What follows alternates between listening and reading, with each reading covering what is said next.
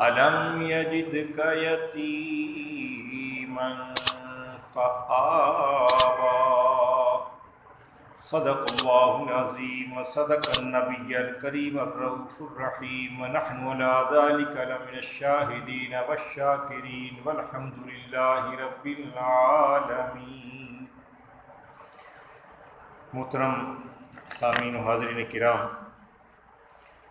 آج کی گفتگو میں ہم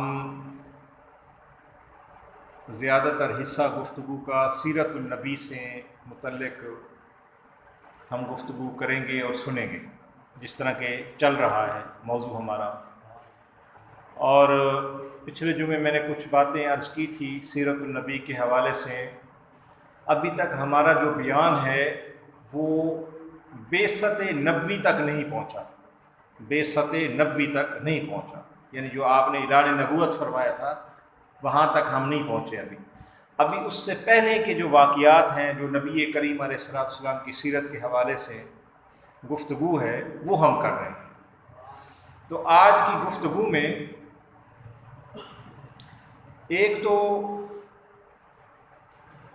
ایک لڑائی ہوئی تھی، حرب فجار اس کا نام ہے، اس کا تھوڑا ہم ذکر کریں گے۔ اور ایک حضور انور علیہ السلام معاہدے کے اندر شامل ہوئے تھے، ایک معاہدہ ہوا تھا امن کا، جس کو حلف الفضول کہتے ہیں۔ حلف الفضول، یہ اصل میں 3 بندے تھے جن کے ناموں کے ساتھ فضل لگتا تھا، فضل بن فلاں، فضل بن فلاں، فضل بن فلاں۔ تو وہ ان کے ناموں کی وجہ سے اس معاہدے کا نام ہے فضول۔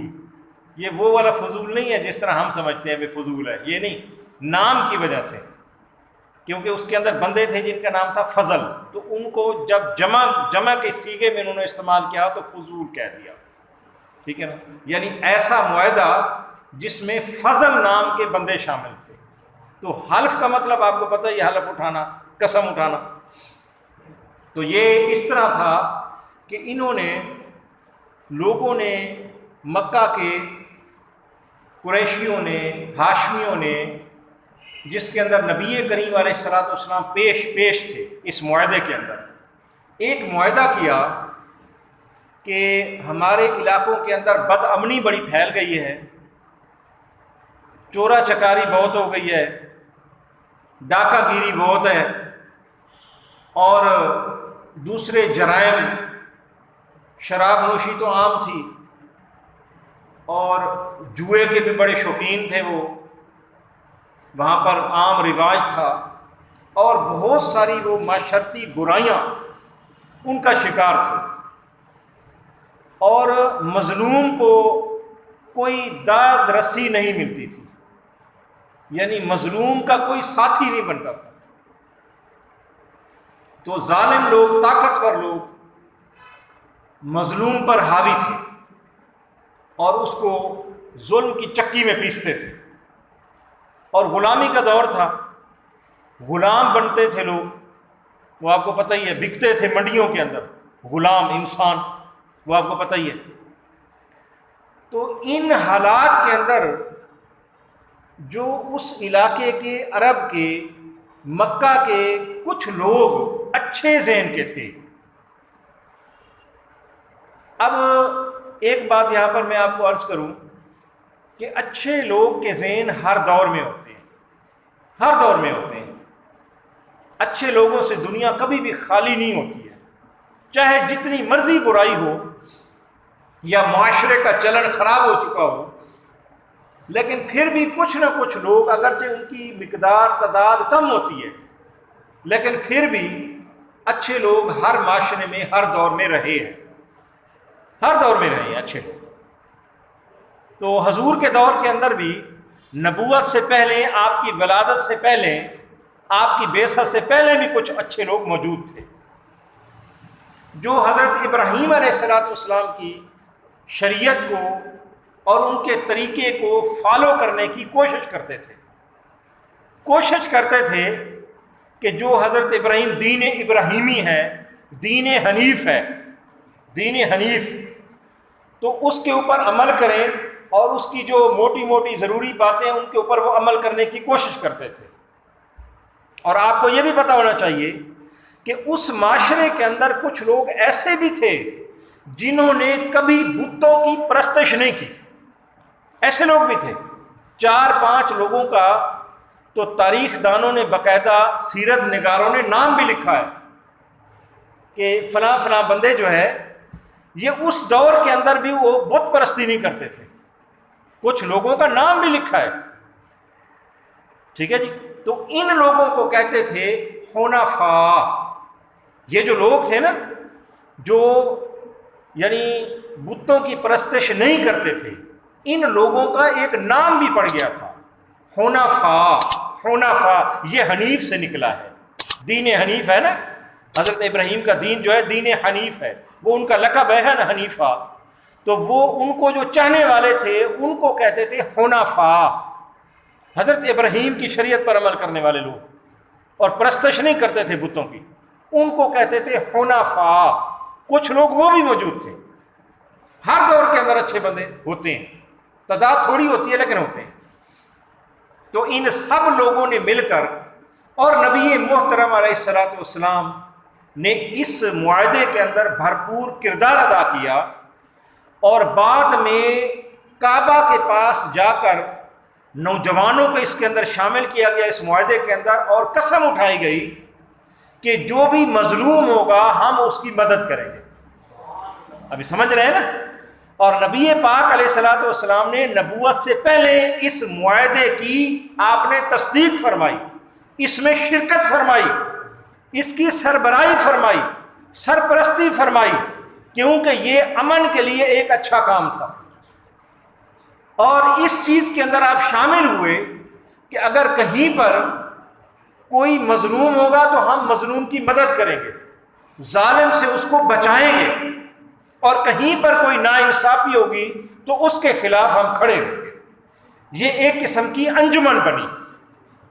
تو اب اس سے کیا سبق حاصل ہوتا ہے کہ آپ جہاں بھی رہ رہے ہوں، کسی معاشرے کا حصہ ہوں، جہاں بھی ہوں، یہاں ہوں، کسی یورپی ملک کے اندر ہوں، کہیں پر ہوں، اور کوئی بھی دین اور مذہب ہو، وہاں پر اگر کوئی اچھا کام ہو رہا ہو تو اس کی مدد آپ کو کرنی چاہیے اور اس کے اندر شامل ہونا چاہیے۔ نبوت سے پہلے کی بات کر رہا ہوں، تو حضور انور علیہ الصلوۃ والسلام اس معاہدے کے اندر شامل ہوئے۔ یعنی انصاف کا قیام جو ہے یہ اسلام کے ساتھ خاص نہیں ہے کہ جی ہم مسلمان ہوں گے تو انصاف کریں گے یا انصاف کے لیے کام کریں گے، نہیں۔ جہاں پر انسان ہے اور ہر انسان کو اللہ تعالیٰ نے فطرت سلیمہ کے اوپر پیدا کیا ہے، فطرت سلیمہ۔ اور یاد رکھیں ہر نبی ہونے سے پہلے بھی ولی بھی ہوتا ہے، صدیق بھی ہوتا ہے۔ نبی جو ہے نا یہ عام بندہ، عام بچہ جو پیدا ہوتا ہے، عام بچہ جو پیدا ہوتا ہے نا، عام جو بچہ پیدا ہوتا ہے، کلو مولود یولد علی الفطرہ، جس طرح کہ حضور نے ارشاد فرمایا کہ ہر بچہ جو پیدا ہوتا ہے وہ فطرت سلیم کے اوپر، فطرت کے اوپر پیدا ہوتا ہے۔ فطرت کا کیا مطلب ہے کہ جب وہ پیدا ہوتا ہے تو نہ وہ عیسائی ہوتا ہے، ٹھیک ہے، نہ وہ عیسائی ہوتا ہے اور نہ ہندو ہوتا ہے، نہ سکھ ہوتا ہے، اور نہ بظاہر وہ مسلمان ہوتا ہے، لیکن اس کے اندر فطرت انسانی، فطرت سلیمی موجود ہوتی ہے۔ اب یہ فطرت کیا ہے؟ میں ایک بہت آسان سی بات سمجھاتا ہوں۔ دیکھیں جب کسی جانور کا بچہ پیدا ہوتا ہے نا، اب اس بچے کے اندر کیا ذہن ہوگا؟ وہ بھی ایک فطرت پر پیدا ہوتا ہے۔ اس کی فطرت کیا ہے؟ وہ جیسے ہی پیدا ہوگا اپنی ماں کو تلاش کرتا ہے، ماں اس کو تلاش کرتی ہے، بچہ ماں کو تلاش کرتا ہے، اور تھوڑی ہی دیر بعد ماں کا دودھ پینا شروع کر دیتا ہے۔ اب مجھے بتائیں کہ اس کے پاس کوئی مبلغ گیا ہے، کوئی اس کے پاس تبلیغ کرنے والا گیا ہے؟ گائے کا بچہ پیدا ہوتا ہے، میں ایک مثال دے رہا ہوں، اسی طرح آپ انسان کے بچے بھی مثال سمجھ سکتے ہیں، یہ میں نے آسانی کے لیے سمجھانے کے لیے دی ہے۔ یہ فطرت ہوتی ہے، ہر ذی روح کے اندر، جاندار کے اندر یہ فطرت ہے، ٹھیک ہے، ماننے والی فطرت ہے، چیز کو تسلیم کرنے والی فطرت ہے اور بہتری والی فطرت ہے۔ یہ اللہ نے بائی ڈیفالٹ ہمارے سافٹ ویئر کے اندر یہ طاقت رکھی ہے، ہمارے اندر یہ طاقت رکھی ہے۔ اور جب وہ آگے ماحول اس کو جب ملتا ہے تو پھر اس ماحول کی وجہ سے، اپنے والدین کی وجہ سے، پھر بعد میں یہودی بن جائے گا، عیسائی بن جائے گا، نصرانی بن جائے گا، سکھ بن جائے گا یا مسلمان بن جائے گا۔ ایسے ہے نا، بعد میں بنے گا نا۔ اب ایک بچہ پیدا، اس کو کیا پتا کہ میں مسلمان ہوں، میں سکھ ہوں، میں ہندی ہوں، میں کیا ہوں، اس کو تو نہیں پتا۔ تو وہ بعد میں جا کر بنتا ہے، اس کو والدین بنائیں گے یا معاشرہ بنائے گا۔ تو جو نبی ہوتا ہے اس کا درجہ اس سے بھی اعلیٰ ہوتا ہے۔ نبی کا درجہ پیدائش کے وقت ہی اس سے اعلیٰ ہوتا ہے۔ یہی وجہ ہے کہ حضرت بی بی آمنہ فرماتی ہے کہ جب نبی پاک علیہ السلام اس دنیا میں تشریف لائے تو میں نے دیکھا کہ آپ سجدے لگا رہے تھے زمین کے اوپر، اور پھر میں نے غور کیا آپ کے لب ہل رہے تھے، آپ کے یعنی ہونٹ ہل رہے تھے، اور آپ کیا کہہ رہے تھے؟ رب حبلی امتی، رب حبلی امتی، اے اللہ میری امت کو بخش دے، اے اللہ میری امت کو بخش دے۔ تو نبی جو ہے نا، بظاہر نبوت کے اعلان سے پہلے وہ صدیق بھی ہوتا ہے، وہ ولی بھی ہوتا ہے۔ ابھی میری بات سمجھے ہیں جی؟ تو ایسے ہی لوگوں نے وہ معاہدہ کیا، سمجھ رہے ہیں نا؟ میں اس لیے یہ ساری چیزیں آپ کو کھول کر عرض کرتا ہوں کہ معاشرے کی کیفیت بھی آپ کو سمجھ آ جائے کہ اس وقت کے حالات کیا تھے۔ تو کچھ لوگ اچھے بھی تھے، ان کو حنفاء کہتے ہیں۔ تو ان لوگوں نے یہ معاہدہ کیا جس کو حلف الفضول کہتے ہیں۔ انہوں نے قسمیں اٹھائی خانہ کعبہ کے سامنے جا کر کہ ہم مظلوم کی مدد کریں گے، ظالم کے خلاف لڑیں گے اور کسی کے اوپر ناانصافی نہیں ہونے دیں گے۔ ٹھیک ہو گیا؟ ایک بات اور ہے، آپ بھی پڑھیں گے، نبی کی سیرت پڑھیں، آپ سنیں سمجھیں۔ یقین کریں کہ جب میں یہ پڑھتا ہوں نا، میں اپنی ایک دل کی بات بتاتا ہوں، آپ بھی پڑھیں گے تو آپ محسوس کریں گے۔ بعض اوقات ایسا محسوس ہوتا ہے کہ جو ہماری حالت ہے نا، ہماری حالت اس وقت کے جو مکہ کے لوگ تھے نا، مجھے ایسے لگتا ہے بعض معاملات میں ہم ان سے بھی بدتر ہو گئے۔ جی، ان کے اندر اس گئے گزرے دور کے اندر بھی کچھ خوبیاں تھیں، ٹھیک ہے جی؟ تاریخ دانوں نے لکھا، سیرت نگاروں نے لکھا، اس گئے گزرے معاشرے کے اندر بھی لوگوں کے اندر کچھ خوبیاں تھیں۔ امانت کی حفاظت کرتے تھے، اگر کوئی پناہ مانگتا تھا تو اس کو پناہ دے دیتے تھے، اور اس پناہ کی وجہ سے اگر ان کی جان بھی چلی جاتی تو اس کا خوف نہیں کرتے تھے۔ یہ ہے کہ نہیں ہے؟ یہ ان کا رواج تھا، کلچر تھا، طریقہ تھا۔ اور صحابہ کے بھی بعد میں واقعات آپ نے حدیث میں پڑھے ہیں نا، کہ صحابہ کے بھی واقعات آتے ہیں کہ انہوں نے جان کے بدلے میں جب جان کی باری آئی تو کسی نے ضمانت دی کہ اس کو چھوڑ دیں، ٹھیک ہے، اس کے بدلے میں ضمانت دیتا ہوں۔ اب آپ اندازہ کریں اس چیز کے اوپر اگر ہم اپنے آپ کو پرکھیں نا، اور بھی بہت ساری خوبیاں تھیں اس گئے گزرے معاشرے کے اندر بھی، تو یقین کریں میرا دل یہاں تک آ جاتا ہے، گواہی ہوتی ہے کہ ہم شاید بعض چیزوں کے اندر ان سے بھی گئے گزرے اور بدتر ہو گئے۔ جب وہ کسی کو پناہ دے دیتے تھے نا تو اپنا گھر، اپنا تن من دھن سب کچھ قربان کر دیتے تھے، اس پناہ کی حفاظت کرتے تھے۔ اور کوئی بندہ جب کسی کے پاس چلا جاتا تھا کہ میں تیری پناہ کے لیے آیا ہوں، اور وہ کہتا تھا کہ میں تیرا ضامن ہوں، تو پھر وہ پورے قبیلے کے ساتھ بھی لڑ جاتا تھا کہ خبردار اس کو ہاتھ نہیں لگا۔ یہ خوبی ہے۔ اور مہمان نواز اتنے کہ اگر کوئی مہمان آ جاتا کہ وہ جو کچھ ہوتا وہ اس کو کھلا دیتے۔ مہمان نواز تھے بڑے، بڑھ چڑھ کر۔ وہ واقعات میں نہیں سنا رہا، ٹھیک ہے نا جی، وہ تفصیلات کے اندر ہے۔ ابھی دیکھیں نا، یہی کلچر تھا ضمانت دینے کا، ایک دوسرے کو مشکل سے نکالنے کا، اور نبی کریم علیہ السلام کا بھی چونکہ وہی معاشرہ تھا، تو آپ نے نبی کریم علیہ السلام کا وہ ہرنی والا واقعہ سنا ہے نا، اس کے اندر بھی یہی بات ہے۔ وہ ہرنی والا واقعہ آپ نے سنا ہے نا، جو آپ نے ہرنی کی ضمانت دی ہے۔ انسان تو انسان، آپ نے جانور کی بھی ضمانت دے دی۔ وہ جس کو ایک بندے نے جال میں پھنسایا ہوا تھا، تو حضور انور علیہ السلام کا گزر ہوا، تو آپ تو چونکہ ہر مخلوق کی زبان جانتے تھے نا، تو ہرنی نے عرض کیا کہ یا رسول اللہ، اس شکاری نے مجھے جال میں پھنسا لیا ہے، بچے پیچھے ہیں، بھوک سے ان کی حالت خراب ہے، میں تو آئی تھی چرنے کے لیے، اس نے کوئی جال لگایا ہوا تھا، مجھے پھنسا لیا ہے، مجھے آپ بچائیں۔ تو آپ نے ہرنی کی عرض سن کر اس شکاری سے کہا کہ بھائی اس کو چھوڑ دو، اس کے بچے پیچھے ہیں، اور یہ ہرنی مجھے یہ کہہ رہی ہے کہ دودھ پلا کے آ جاؤں گی۔ ایسے ہے نا، مشہور بات ہے، یہ ہر کلام میں لکھا ہوا ہے، شعروں میں بھی یہ چیز آپ سنتے رہتے ہیں کہ بچوں کو دودھ پلا کے آ جاؤں گی۔ تو اس نے کہا کہ اے محمد، مسلمان تو نہیں تھا، اس نے کہا محمد بن عبداللہ، عجیب بات کرتے ہیں، ایک جانور کی کیسے آپ ضمانت دیتے ہیں؟ حضور نے کہا کہ جب تک یہ ہرنی واپس نہیں آئے گی میں محمد یہاں کھڑا رہوں گا، جب تک یہ ہرنی، اللہ اکبر، واپس نہیں آئے گی میں یہاں کھڑا رہوں گا۔ ہم تو آدمی کی ضمانت نہیں دیتے ہیں، انسان کی ضمانت نہیں دیتے، آپ نے جانور کی ضمانت دی۔ تو آپ مجھے بتائیں، یہ جو واقعات ہیں، ان واقعات کے اندر، اسی لیے میں کہتا ہوں کہ ان میں کچھ خوبیاں ایسی تھی جو ہمارے اندر نہیں ہیں، ان کے اندر تھی۔ اس گئے گزرے دور کے اندر بھی وہ بعض چیزوں کے اندر اخلاقی لحاظ سے ہم سے آگے تھے، اس دور جہالت کے اندر بھی۔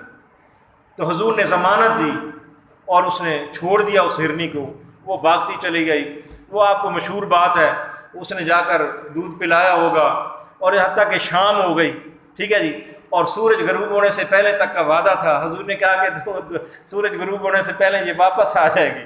تو سورج غروب ہونے کے بالکل جب قریب ہو گیا تو وہ شکاری آپ کی طرف دیکھنے لگ گیا، تو آپ نے کہا کہ تسلی رکھو، اس نے میرے ساتھ وعدہ کیا ہے، وہ ہرنی ضرور ہے۔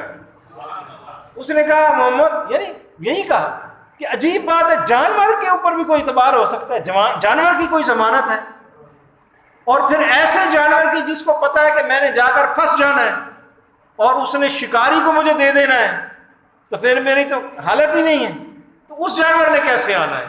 تو پھر آپ سنتے ہیں کہ اتنے میں وہ مٹی اڑی اور اس گرد و غبار کے اندر دیکھا کہ وہ ہرنی جو تھی اپنے بچوں سمیت دوڑتی ہوئی حضور کے پاس آئی۔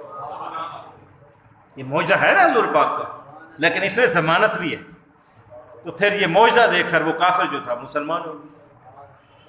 تو یہ ان کی اس نیکی کی وجہ سے ہوا، اس ضمانت دینے کی وجہ سے ہوا نا۔ اس نے کہا کہ اس نے سوچا کہ محمد کا اخلاق اتنا عظیم ہے کہ ایک جانور کو بچانے کے لیے اپنی جان اپنے آپ کو پیش کر دیا۔ تو جب اس نے یہ سوچا تو اس نے کہا کہ اس سے بڑا عظیم انسان نہیں ہو سکتا۔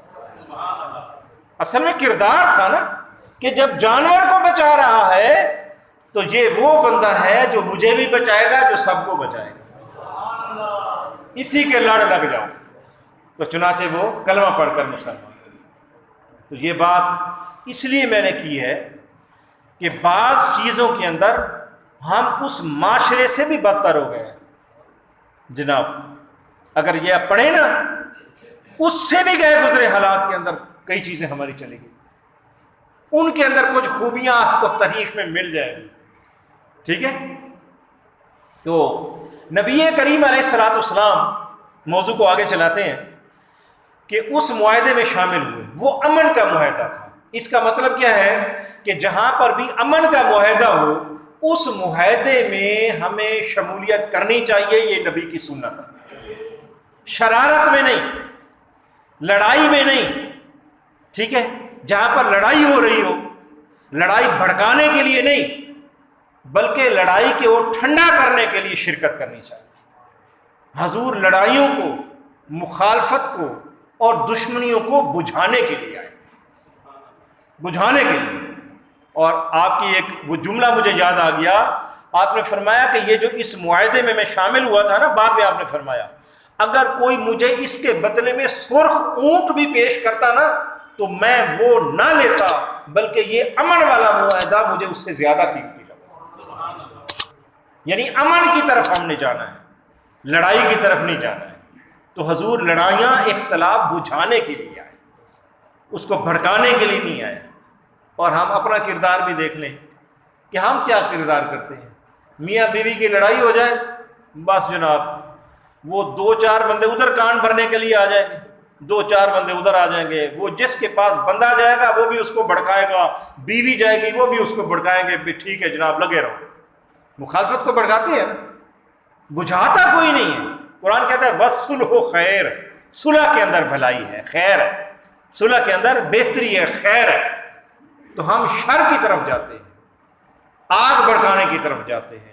نبی کریم علیہ الصلوۃ والسلام کو لوگ اسی وجہ سے صادق اور امین کہتے تھے۔ اب صادق اور امین کا میں واقعہ بیان کرنے لگا ہوں، یہ حضور کی سیرت سے وابستہ ہے۔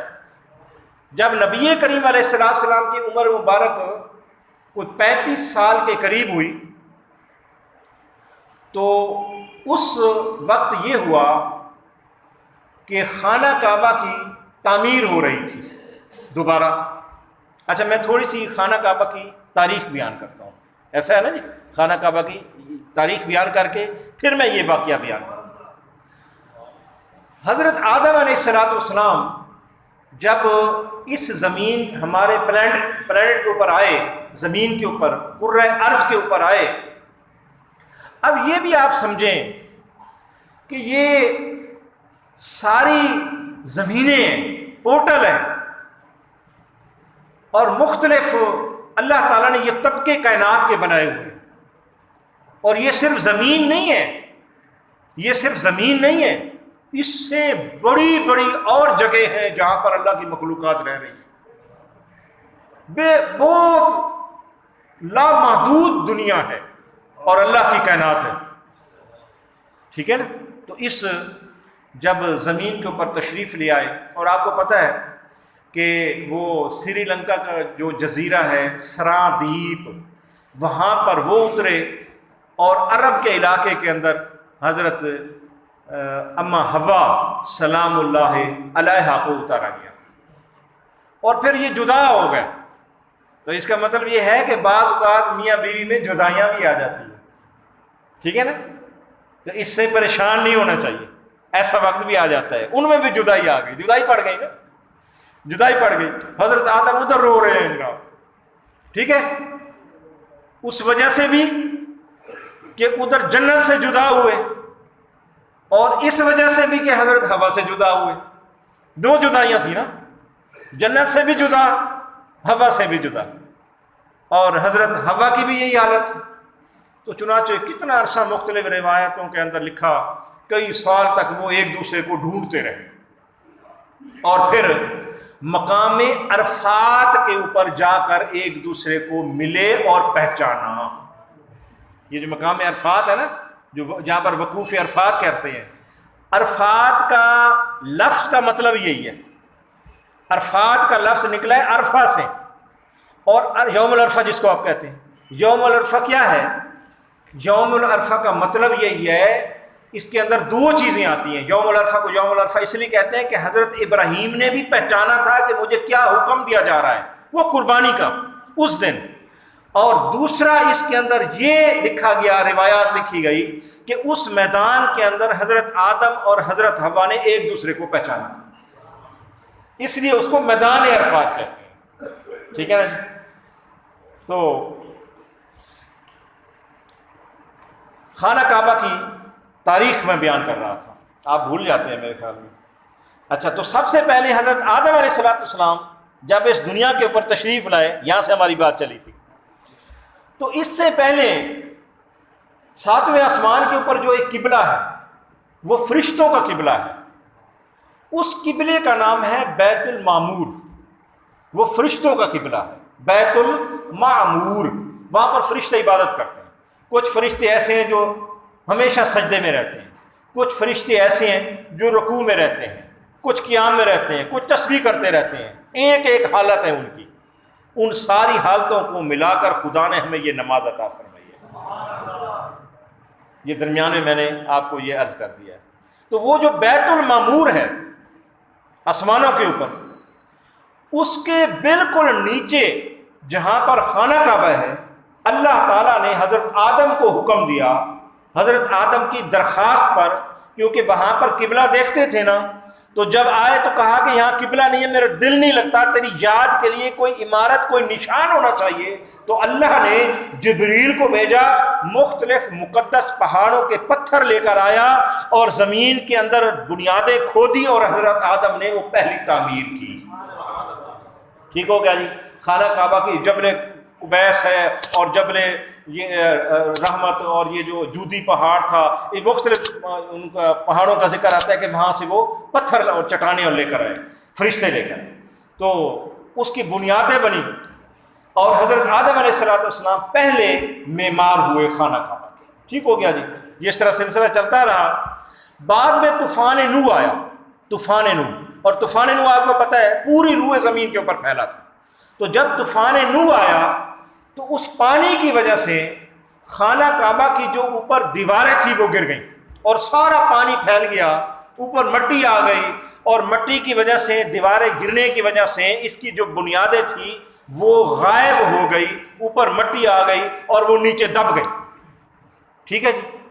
اب دوبارہ جب حضرت ابراہیم علیہ السلام حضرت اسماعیل کے ساتھ جب دوبارہ ان کو حکم ہوتا ہے اللہ کی طرف سے کہ میرے خانہ کعبہ کی، بیت اللہ کی تعمیر کرو، تو یہ دوسری تعمیر ہے جو حضرت ابراہیم حضرت اسماعیل کے ساتھ فرماتے ہیں۔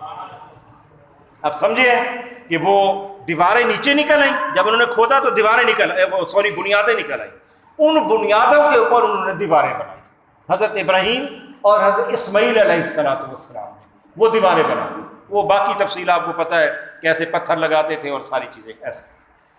اس کے بعد پھر تیسری دفعہ اس کا واقعہ ہوتا ہے خانہ کعبہ کا۔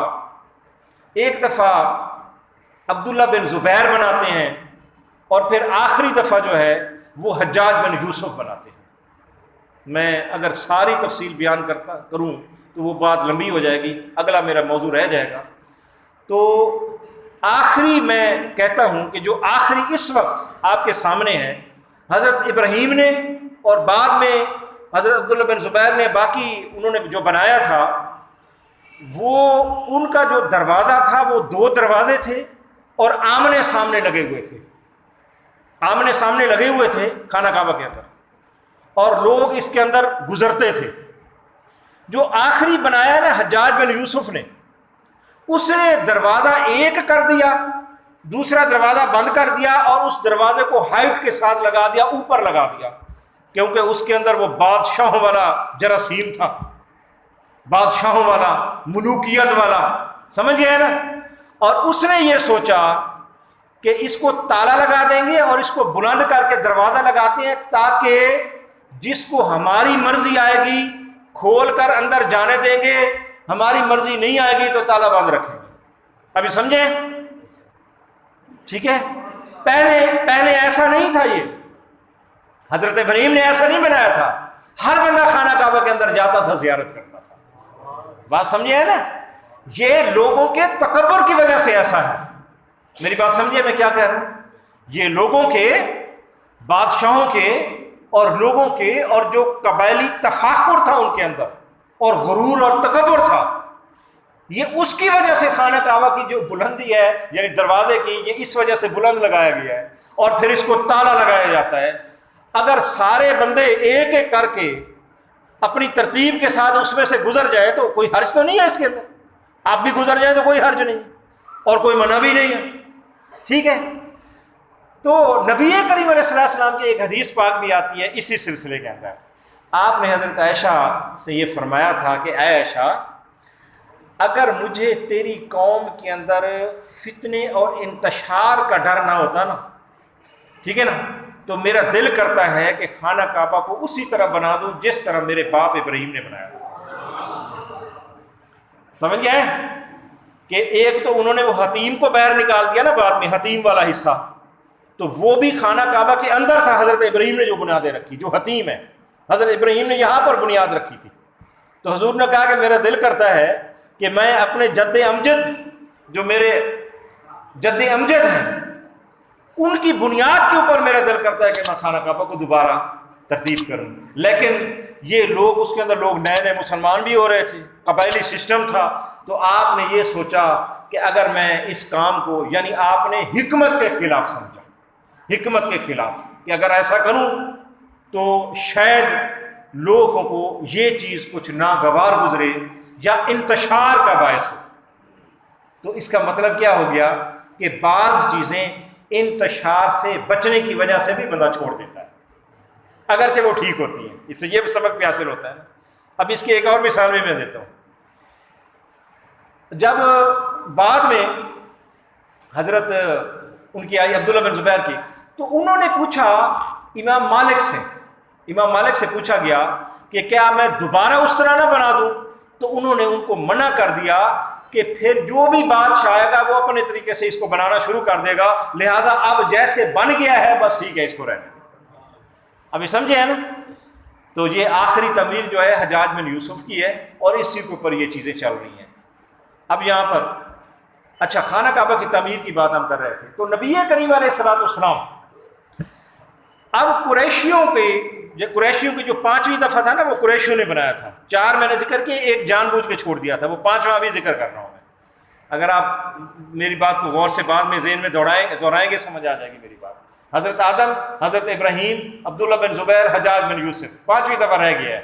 5ویں دفعہ میں نے کہا تھا نا، 5 دفعہ خانہ کعبہ کی دیواروں کی اس کی تعمیر ہوئی ہے. تو 5ویں دفعہ کا ذکر میں اب کروں گا. وہ جان بوجھ کے میں نے چھوڑا، سکپ کیا تھا. وہ اس وقت ہے کہ جب قریشیوں نے یہ سوچا کہ خانہ کعبہ کی دیواریں جو ہیں، چھت بھی ختم ہو گئی ہے، دیواریں بہت بسیدہ اور پرانی ہو گئی ہیں، اور کچھ سیلاب آئے ہوئے تھے تو حالات خراب تھے بظاہر. تو انہوں نے کہا کہ اس کی عمارتوں کو گراتے ہیں اور خانہ کعبہ کو نئے سرے سے بیت اللہ کو تعمیر کرتے ہیں. ابھی سمجھ گئے ہیں جناب؟ تو اس کی بڑی تفصیل ہے. مختصر میں یہ کرتا ہوں کہ انہوں نے پھر ان کی دیواروں کو، بیت اللہ کی دیواروں کو گرایا. ابو وہب ایک بندے تھے جو حضور کے غالباً والد کے ماموں تھے، ٹھیک ہے جی، جو ان کے قریبی تھے. انہوں نے کہا کہ دیکھو اہل قریش، اب یہ پوائنٹ میں زور دے کر آپ سے بیان کروں گا، آپ نے توجہ سے سننا ہے. انہوں نے کہا کہ اے اہل قریش، یاد رکھنا کہ یہ اللہ کا گھر ہے، تم اس کو گرا بھی رہے ہو، لیکن اس کو جب بناؤ گے نا تو حلال کے علاوہ کوئی مال اس کے اندر شامل نہ کرنا. یہ بات میں نے اس لیے کی ہے کہ یہ بات سمجھنے والی ہے. کافر ہو کے، مشرک ہو کے، دور جہالت کے اندر ایک بندے کے اندر اتنی اخلاقیات اور اتنا سینس موجود تھا کہ یہ اللہ کا گھر ہے، جو بھی اس کے حالات ہو گئے ہیں اور جتنا بھی وقت گزر گیا حضرت ابراہیم سے لے کر اب تک، اور اچھائیاں برائیاں ظاہراً اس کے اندر شامل ہو گئی، بت بھی پڑے ہوئے ہیں، پھر بھی اس بندے کے ذہن کے اندر یہ بات تھی کہ یہ بات حلال ہوتی ہے اور یہ چیز حرام ہوتی ہے. اس نے یہ کہا کہ دیکھو اللہ کا گھر ہے، باقی تو جو کام تم کرتے ہو، اور جو بھی مال کہیں پر لگاتے ہو لگاؤ. حلال حرام کرتے تھے نا، جوئے کے پیسے، بدکاری کے پیسے، یہ عام تھا نا یہ رواج. اور یہ اس طرح کے کاروبار وہ کرتے تھے، حرام خوری کرتے تھے، شرابیں بیچتے تھے، اور اس سے وہ دولت حاصل کرتے تھے. اس نے کہا کہ دیکھو باقی جو مرضی کرتے رہو، یہ اللہ کا گھر ہے، اس کو اگر تعمیر کرنا ہے نا تو اس میں جو سامان لگاؤ گے نا وہ سارا حلال کا ہونا چاہیے. اب یہاں پر ہمارے لیے بہت بڑا سبق ہے، بہت بڑا سبق ہے کہ جب اللہ کے گھر کی انہوں نے تعمیر کی، اس دور کے اندر بندے کو یہ احساس تھا کہ ہم نے اس کے اوپر حلال کا مال لگانا ہے، حرام کا نہیں لگانا. اب اندازہ کریں اگر آگے کیا ہوا کہ جب انہوں نے وہ بالے اور شتیر اور لکڑیاں اور پھٹے اور جو چیزیں پتھر، جو چیزیں لگنی تھی وہ تیار کی، تو ان کے پاس حلال کا مال تھوڑا رہ گیا. اندازہ کریں، تھوڑا بچا. لیکن مجھے ان کی یہ بات اتنی زبردست لگتی ہے کہ انہوں نے دیکھیں وہ حتیم والی جگہ تو چھوڑ دی لیکن حرام کا مال استعمال نہیں کیا. دیکھیں نا، بات کو سمجھیں. یعنی ان کے اندر اخلاقی خوبی دیکھیں آپ، کافر ہونے کے باوجود، ٹھیک ہے، اخلاقی خوبی دیکھیں. منافقت نہیں کی کہ جب انہوں نے سامان اکٹھا کیا نا تو ان کے پاس سامان تھوڑا تھا. اگر وہ ابراہیم علیہ السلام کی بنیادوں کے اوپر دیواریں اور چھت ڈالتے تو سامان پورا نہیں ہوتا تھا. تو انہوں نے اس جگہ کو تو چھوڑ دیا جو ابھی حتیم ہے آپ کے سامنے، لیکن حرام کا مال اس دور کے اندر بھی بیت اللہ کے اوپر نہیں لگا. آپ اندازہ کریں، جب میں یہ چیز پڑھتا ہوں نا تو میں سوچتا ہوں کہ اسی لیے اللہ تعالیٰ نے ارشاد فرمایا ہے، اور قرآن و حدیث کے اندر مختلف مقامات کے اوپر ہمیں یہ بات نظر آتی ہے کہ کائنات کے اندر اگر بدتر کافر ہے تو وہ منافق ہے. یعنی کافر سے بھی بدتر جو ہے وہ منافق ہے. ابھی دیکھیں نا، انہوں نے کفر تو اختیار کیا لیکن اس وقت ان لوگوں نے منافقت نہیں کی، ورنہ سامان لے آتے. کسی کو کیا پتا تھا حلال کا حرام کا، لگا دو بھائی ٹھیک ہے.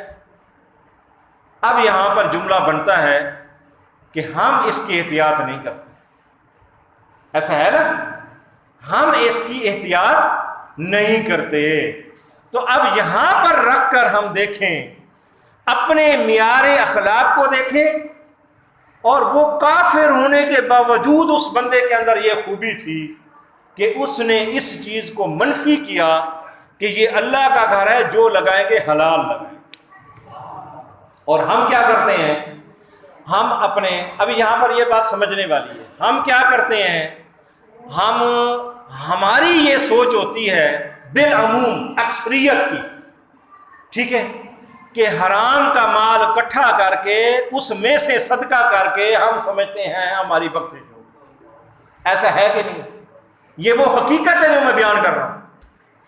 اور آپ ان لوگوں کو جو دکھاوے کی خاطر صدقہ کر رہے ہوتے ہیں اور دکھاوے کی خاطر دیگے لگا رہے ہوتے ہیں، اور آپ کو پتہ ہوتا ہے کہ ان کی آمدن حرام ہے، سارا سال وہ رشوتیں لیتے ہیں، بلیک مارکیٹنگ احتکار کرتے ہیں اور لوٹتے ہیں ایک دوسرے کو، اور جھوٹ کے ساتھ لوٹتے ہیں، ترازو کے اندر ڈنڈی مارتے ہیں اور عیب دار چیزیں بیچتے ہیں. وہی لوگ اکثر آپ دیکھیں گے ریاکاری کرتے ہوئے بڑے لنگر چلا رہے ہوتے ہیں. مجھے آپ یہاں پر بتائیں کہ ان کا یہ کردار، ہم لوگوں کا، ہمارے معاشرے کا یہ کردار مجھے ان کافروں سے بھی بدتر نظر آتا ہے کہ انہوں نے یہ سمجھ لیا کہ یہاں پر یہ مال نہیں لگانا، باقی جو مرضی کرو، یہاں پر یہ مال نہیں لگائیں گے، یہ اللہ کا گھر ہے. تو ہم اللہ کے نام پر حرام کا مال لگا رہے ہوتے ہیں. ایسا ہے کہ نہیں؟ اللہ کے نام پر لگا رہے ہوتے ہیں، اللہ کے نام کے اوپر لگا رہے ہوتے ہیں، اور پتہ نہیں کس کس طریقے سے ہم نے وہ مال اکٹھا کیا ہوتا ہے، لیکن ہم سمجھتے ہیں کہ جیسے مرضی اکٹھا ہو جائے گا، لیکن یہ کام تو میں نے ضروری کرنا ہے، حالانکہ وہ کام مستحب ہوتا ہے بالعموم. ابھی دیکھیں نا، ہم جتنی محفلیں سجاتے ہیں، لاکھ روپیہ 5 لاکھ خرچ کرتے ہیں، یہ کوئی فرض یا واجب تو نہیں ہے. آپ کل خانی کرتے ہیں، یہ کوئی فرض یا واجب تو نہیں ہے کہ آپ قرضہ اٹھائیں یا آپ حرام کا مال اس کے اوپر خرچ کریں. آپ تیجا کرتے ہیں، 40واں کرتے ہیں، ساتہ کرتے ہیں، ربیع الاول کے اوپر میلاد شریف کی محفلیں سجاتے ہیں. جتنا میں نے ذکر کیا، ان میں سے کوئی بھی محفل، کوئی بھی ایونٹ نہ واجب ہے نہ فرض ہے، اور یہ نہ مجھ سے پوچھا جائے گا قیامت والے دن، نہ آپ سے پوچھا جائے گا کہ آپ نے جناب کل خانی کے اوپر 10 دیگیں لگائی تھی یا نہیں لگائی تھی. یہ کوئی سوال نہیں. کیا قبر کے سوالوں میں یہ سوال ہے؟ آخرت کے اندر، معاشر کے اندر سوالوں میں یہ سوال ہے کہ آپ نے باپ کے ختم کے اوپر قورمہ کھلایا تھا یا نہیں کھلایا تھا؟ 5 لاکھ کی جناب تقریب منعقد کی تھی یا نہیں کی تھی؟ یا فلاں تقریب فلاں دن آیا تھا، وہ کیوں نہیں تو نے منعقد کی، اور اس کے اوپر تو نے اتنا خرچہ کیوں نہیں کیا؟ یہ ہمارے سوالوں میں سوال ہے. من ربوں کا، من دینوں کا، ٹھیک ہے جی، من رسولوں کا. 3 سوال کے علاوہ کوئی چوتھا سوال ہے؟ یا ما تقول فی حق حاضر، اس کے علاوہ تو کوئی سوال نہیں. اور معاشر کے اندر جو اللہ ہم سے سوال کرے گا ان سوالوں کے اندر بھی یہ سوال شامل نہیں.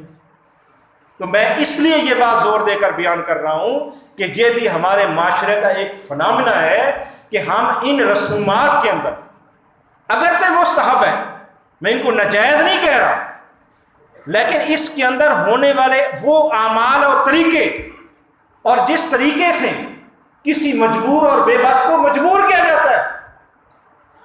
جمعراتی آپ کرتے ہیں کہ جی 7 جمعراتی پوری کرنی ہے، کس نے آپ کو کہا؟ کس قرآن میں لکھا ہوا؟ کسی حدیث کے اندر حضور نے فرمایا؟ کوئی صحابہ کا عمل ہے کہ جی ہم نے جمعرات ہر حال میں کرنی ہے؟ بندہ فوت ہو گیا ہے، 50 بندے اکٹھے ہو کر جمعرات کو اس کے گھر پہ جناب نازل ہو جاتے ہیں. اب اس بندے نے دیگ بھی پکانی ہے، کھانا بھی کھلانا ہے، چاہے وہ بیچارہ قرضہ بھی اٹھا کر آئے، آپ کو اس کو کھلانا پڑتا ہے. یہ ظلم نہیں تھا اور کیا؟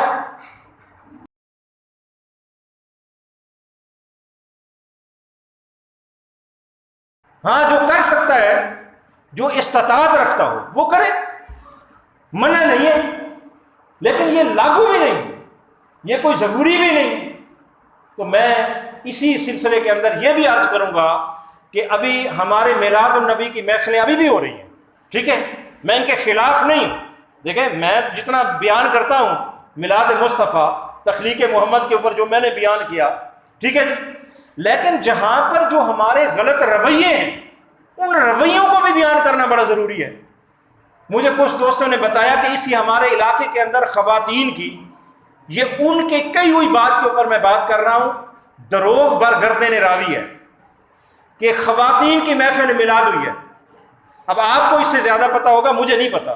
مجھے 2-3 بندوں میں، آپ میں سے کچھ دوستوں نے بتایا ہے کہ یہاں پر ایسی محفل میلاد خواتین کی ہوئی ہے جس کے اندر بآواز بلند جو ہے محفل سجائی گئی ہے. اور اس دوست نے تو مجھے یہ بھی کہا کہ جی نعرے بھی لگائے گئے ہیں اور دور دور تک ان کی آوازیں جو ہیں وہ پڑھنے کی اور نعروں کی اور جوش کی دور دور تک آوازیں جا رہی ہیں. اب مجھے یہ بتائیں کہ یہ کوئی بھی عقل سلیم والا بندہ اس بات کو، اس انداز کو جائز اور روا نہیں سمجھ سکتا. کیا یہ نیکی ہے؟ ایک ویڈیو میں نے دیکھی، ایک نعت خواں صاحب نعت پڑھ رہے ہیں نیچے جناب، اور اوپر ایک عورت، سوشل میڈیا کے اوپر آپ کو بھی شاید نظر آ جائے گی، ایک عورت کھڑے ہو کر اس کے اوپر پیسے لٹا رہی ہے.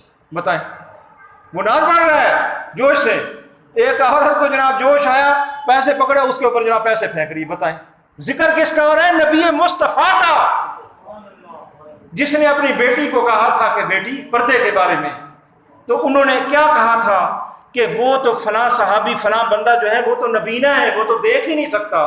تو کیا جواب دیا تھا؟ وہ نبینہ ہے، تو نبینی نہیں. کیا جواب ہے؟ ہم بھول گئے، حضور کی اصل تعلیمات بھول گئے. اور ہم کرتے کیا ہے پھر اس کے اندر؟ صرف تعریف بیان کرنا اچھی بات ہے، لیکن بھائی اس تعریف سے آگے بھی تو نکلو. ساری زندگی، پوری صدی یہی کچھ کر رہے ہیں. حضور کی سیرت بھی بیان کرو، حضور کا اسوہ بیان کرو، حضور کا طریقہ بیان کرو. میں آپ کو واللہ کہتا ہوں، پچھلے ہفتے کی بات ہے، میں ایک محفل کے اندر مطلب شرکت ہوئی، میں تھوڑا لیٹ ہوا، بعد میں پہنچا، وہ بھی خواتین کی محفل تھی، ٹھیک ہے. بعد میں بچیاں بیٹھیں، ہمارے گھریلو محفل تھی، وہ ہماری اپنی بیٹیاں بچی تھی. اس میں ایک بچی نے یہ سوال کیا مجھ سے، میری بھتیجی تھی. اس نے کہا جی آپ مجھے بتائیں. دیکھیں لوگ سوال کرتے ہیں، بچیوں کے ذہنوں میں چیزیں آتی ہیں، آپ ان کو دبا نہیں سکتے. ان سوالوں کو ان کو ایڈریس کرنا پڑے گا، کھول کر بیان کرنا پڑے گا. اس بچی نے سوال کیا، اس نے کہا جی 3 گھنٹے ہمارے گھر میں محفل ہوئی ہے، خواتین کا محفل میلاد تھا، 3 گھنٹے نعت خوانی ہوتی رہی ہے. یہ اس بچی کا سوال ہے. میں یہ توقع کر کے آئی تھی کہ ہمارے نبی کی محفل میلاد ہے، اس میں نبی کے بارے میں بتایا جائے گا. یہ سوال جینوین ہے یا نہیں ہے؟ یہ جینوین سوال ہے اس کا. نبی کی اسوہ حسنہ بتایا جائے گا، نبی کا طرز زندگی بتایا جائے گا کہ ہمارے نبی کیسے زندگی گزارتے تھے، ان کی سنتوں کے بارے میں بتایا جائے گا. اور یہ کون بتائے گا؟ یہ عالم بتائے گا، یہ آپ کو نعت خواں نہیں بتائے گا جس کو آپ 3 گھنٹے بٹھا دیتے ہیں۔ جب میں یہ بات کروں تو پھر آپ کہتے ہیں کہ نعت خواں کے خلاف، نعت خواں کے خلاف نہیں ہے، نعت خوانی ہماری روح میں، ہماری رگ رگ میں، ہمارے خون میں ہے، لیکن یہ طریقہ بھی تو آپ دیکھیں کہ جو اصل مقصد ہے اس سے آپ پیچھے ہٹتے جا رہے ہیں۔ کیا ہوگا جب آپ کی ذہنی فکری تربیت نہیں ہوگی، جب آپ کا سامنا کسی ایسے بندے کے ساتھ ہوگا، آپ جواب دینے کے قابل ہی نہیں ہوگے۔ وہ یہ کہے گا کہ بھائی جان جو نعت پڑھی ہے اس کی ترجمہ تو سنا دے، آپ کو اس ترجمہ ہی نہیں آئے گا۔ ایسے ایسے الفاظ آپ بیان کر رہے ہوتے ہیں اور ایسے ایسے کر رہے ہوتے ہیں، لفظ کے معنی کا پتہ ہی نہیں ہوتا کہ اس میں کیا کیا رہا ہے، اور بیان کرنے والا پتہ نہیں کہاں کہاں پہنچا ہوتا ہے، خیالوں میں، خوابوں میں، جنت کو بھی کراس کر جاتا ہے، اس کی اگلی دیوار بھی کراس کر جاتا ہے، اور پتہ نہیں ہوتا کہ میں کیا کیا رہا۔ اور اس کو بندہ بٹھا کر پوچھے کہ بھائی یہ جو تو نے پڑھا ہے اس کا مطلب کیا تھا؟ کیا یہ ڈیوٹی نہیں بنتی کہ ہم جو نماز پڑھتے ہیں اور نماز کے اندر جو الفاظ پڑھتے ہیں نا، زندگی میں کبھی ان کو سیکھ لیں کہ ان کا معنی کیا ہے؟ ہم جو نعتیں پڑھتے ہیں کبھی ان کو سیکھ لیں کہ ان نعتوں کے اندر یہ شاعر کہہ کیا رہا۔ 1/3 جو شاعری ہے وہ تو ہے ہی ناقص۔ ابھی اس وقت جو شاعری ہو رہی ہے نا نعتوں کے اندر 1/3، ٹھیک ہے نا، یہ تو ناقص ہو رہی ہے۔ کہیں پر آپ کو شرکیہ چیزیں ملیں گی، بالکل ملتی ہیں۔ میں آپ کو مثال دے دوں گا، ایسے جملے لکھے ہوں گے جو شرک کی طرف لے جائیں گے، اور ایسے جملے اس کے اندر بیان ہوں گے کہ جو حقیقت سے دور ہوں گے، ایسے تخیلاتی، تفکراتی، اور اپنے ایک خیال کا حالہ بنایا ہوا ہوگا، اس کے بیٹھتے ہوئے اسے لکھ دیا اور پڑھنے والے نے پڑھ دیا۔ ٹھیک ہے جی، ان چیزوں سے بچنا ہے۔ اور کون بچائے گا آپ کو؟ علماء بچائیں گے۔ میں اسی لیے کہتا ہوں کہ جب سے ہماری قوم، ہمارا طبقہ بالخصوص، یہ علماء سے ہٹ کر نعت خوانوں اور قوالوں کے حوالے ہوا ہے نا، ہمارے مدرسوں میں جا کر طلباء کی تعداد دیکھیں بہت تھوڑی رہ گئی ہے۔ قوالوں کے پاس بہت زیادہ ہے، درباروں کے اوپر بہت زیادہ ہم جائیں گے، لنگر بھی ہماری لائنیں لگی ہوئی ہوں گی، اور نعت خوانوں کی بھی لائنیں لگی ہوئی ہیں، بچہ بچہ نعت خوان بنا ہوا ہے۔ ایسا ہے نا، ہر بندہ جس کو بس وہ نعت خوان بننے کی کوشش میں ہے۔ اب تو خاندانی تیار ہو گئے، ہر طرف موروثیت چل رہی ہے، میرا باپ نعت خوان تو میں بھی نعت خوان بنوں گا، ایسا ہے کہ نہیں؟ لیکن اس کا نتیجہ کیا نکل رہا؟ ہمارے اداروں کے اندر 1000 بھی تعداد یعنی جو درس حدیث دارالحدیث ہوتا ہے اس کے اندر نہیں ہوتی۔ آپ جا کر دیکھیں کیا بات کرتے ہیں آپ، اور جن کو آپ سمجھتے ہیں یا جن کو آپ سمجھتے ہیں کہ ہمارا مقابلہ ہے، ان کے دارالحدیث میں بیک وقت حدیث کے سبق کے اندر، کلاس کے اندر 5-5 ہزار طالب علم بیٹھے ہوتے ہیں۔ آپ کیا پروڈکشن کر رہے ہیں؟ کیا چیز تیار کر رہے ہیں؟ آپ قوال تیار کر رہے ہیں، آپ صرف نعت خواں تیار کر رہے ہیں، جو کہ بالعموم آپ کے اندر، ہمارے معاشرے کے اندر جہالت پروموٹ کر رہے ہیں، علم نہیں پروموٹ کر رہے، اس لیے کہ آپ پروموشن ہی ان کی کر رہے ہیں۔ اس کے اندر سارے ہم سارے اس کے اندر شکار ہیں، اور ساروں کا حصہ ہے، آپ کا بھی، عوام کا بھی حصہ ہے، کیونکہ آپ کو بھی چین نہیں آتا۔ آپ نے حضور کی سیرت نہیں سننی، حضور کی سنتیں نہیں سننی، حضور نے زندگی کا کیا طریقہ بتایا وہ نہیں سننا آپ نے، کہ حضور کی روزمرہ زندگی کا کیا سلیقہ تھا، کس انداز سے آپ نے زندگی گزاری، ہماری زندگی کیسے آسان ہو سکتی ہے، کس معاشرے کے اندر رہ رہے ہیں، دنیا کہاں پہنچ گئی ہے، ہمیں اس سے کوئی سروکار نہیں۔ بس ہم ایسے سر دنیا کے اندر لگے ہوئے ہیں، بس ٹھیک ہے، یہ ہمارے زوال کے اسباب میں سے ایک سبب ہے، یاد رکھیں، ہمارے زوال کے اسباب میں سے ایک سبب ہے۔ اگر ہم اس کی سرجری نہیں کریں گے، اگر ہم اس کو کھول کر بیان نہیں کریں گے تو ہم اور زیادہ زوال کی طرف چلے جائیں گے۔ ہماری دولت، ہماری توانائیاں، ہماری انرجیز جو ہیں وہ اس طرف صرف ہونی چاہیے، علم کے راستے۔ علم ہی بندے کو عروج دیتا ہے، قوموں کو عروج دیتا ہے۔ جب سے ہم نے علم چھوڑا ہے، سائنسی علوم چھوڑے، تفسیر کے علوم چھوڑے، ٹھیک ہے جی، اور ایسے ایسے بندے پکڑ کر لے آتے ہیں مسجد کے اندر، یعنی کوئی امام ہوتا ہے، کوئی خطیب ہوتا ہے جو کم پیسوں والا ہو بس، اور ہم اس کو چلاکی سمجھتے ہیں۔ ایک بڑا عالم ہوگا، ڈاکٹر ہمیں اچھا چاہیے، ایسا ہے نا، ڈاکٹر ہمیں اچھا چاہیے، بے شک فیس 5000 بھی ہو، آپ دیتے ہیں اور دوائی لے کر آتے ہیں، ایسا ہے نا؟ آپ کو ہر بندہ اچھا چاہیے، دکان اچھی چاہیے، ٹیلر ماسٹر اچھا چاہیے، جوتا اچھا چاہیے، ہر چیز. کہیں پر کوئی بندہ کہتا ہے مجھے یہ چیز اچھی نہیں چاہیے، ہر بندہ کہتا ہے مجھے اچھی چیز چاہیے. آپ کا کردار یہ ہے کہ جب امام کی باری آتی ہے تو آپ کہتے چل ٹھیک ہے یار گزارا چل رہا ہے، ٹھیک ہے خیر ہے. 50,000 والے بندے رکھنے کی کیا ضرورت ہے بھائی؟ آپ 50,000 والا بندہ رکھیں گے نا، وہ آپ کو بات بھی 50,000 والی سنائے گا، آپ کی زندگی میں تبدیلی لائے گا. وہ علم کے اس معیار کے اوپر ہوگا جو آپ کو شعور دے گا. آپ سمجھتے ہیں ہم نے چلاکی کر دی، چلو ٹھیک ہے ہمارا مسئلہ چل رہا ہے، 5 میں چل رہا ہے، کوئی 10 میں 15 میں، ٹھیک ہے جمعہ بھی ہو رہا ہے، نماز بھی ہو رہی ہے. میں بے نمون کسی بندے کی بات نہیں کر رہا، عام معاشرے کی بات کر رہا ہوں. آپ سمجھتے ہیں ہم بڑے چلاک ہیں، ہم بڑے ہوشیار ہیں، میں چلو ہمارا کام جو پہلے 50 میں ہوتا تھا آپ 20 میں چل رہا ہے، 10 میں چل رہا ہے، ٹھیک ہے. یہ ہوشیاری چلاکی نہیں ہے، یہ آپ اپنا نقصان کر رہے ہیں. جب آپ ڈاکٹر اچھا ڈھونڈتے ہیں، آپ عالم اچھا کیوں نہیں ڈھونڈ سکتے؟ ادھر آپ سٹاپ کر جاتے ہیں. ڈاکٹر اچھا چاہیے آپ کو، بچوں کے لیے، آپ کے لیے، پھر آپ کہتے ہیں جی اس میں یہ کوالٹی نہیں ہے جی، اس کی آواز ایسے نہیں ہے، اس کا تلفظ صحیح نہیں ہے، لہجہ صحیح ہے، اس میں علم نہیں ہے جی، باتیں ایسی کرتا ہے، کہانیاں سناتے ہیں. وہ کہانیاں نہ سنائے تو کیا سنائے آپ کو؟ پھر کہانیاں نہ سنائے تو کیا سنائے؟ میں آپ کو ذاتی تجربہ بتاؤں، یقین کریں، ابھی آپ دیہاتوں میں نکل جائیں، شہروں میں نکل جائیں، دور دور تک دیکھیں، آپ سروے کریں، ٹھیک ہے، خال خال مسجد کے اندر مستند عالم آپ کو ملے گا. جائیں سروے کرنا، خال خال کسی مسجد میں مستند صحیح پڑھا ہوا منجھا ہوا عالم ملے گا. کیا وجہ ہے؟ آپ رکھتے ہی نہیں. اسی طرح کہیں پر کوئی طالب علم ہوگا، کہیں پر کوئی بچہ ہوگا، کہیں پر کوئی اس طرح کا صوفی صاحب ہوگا، بس وہ اپنا نظام چل رہا ہے، بس ٹھیک ہے، صحیح ہے. تو یہ گزارش بھی میں نے آج کرنی تھی، تھوڑی دست بستہ میں عرض کرتا ہوں. تو ان چیزوں کو آپ نے جوش کے ساتھ نہیں لینا، ہوش اور محبت کے ساتھ سننا ہے. کیونکہ دیکھیں، یہ اگر ایک چیز کا خدا نے مجھے شعور عطا کیا ہے اور میں وہ اگر آپ کو بیان نہیں کروں گا تو میں بہت بڑی بددیانتی کروں گا، اور وہ میں نہیں کرنا چاہتا. اللہ تعالیٰ اچھے اعمال کی توفیق عطا فرمائے. وآخر دعوانا ان الحمد للہ رب العالمین.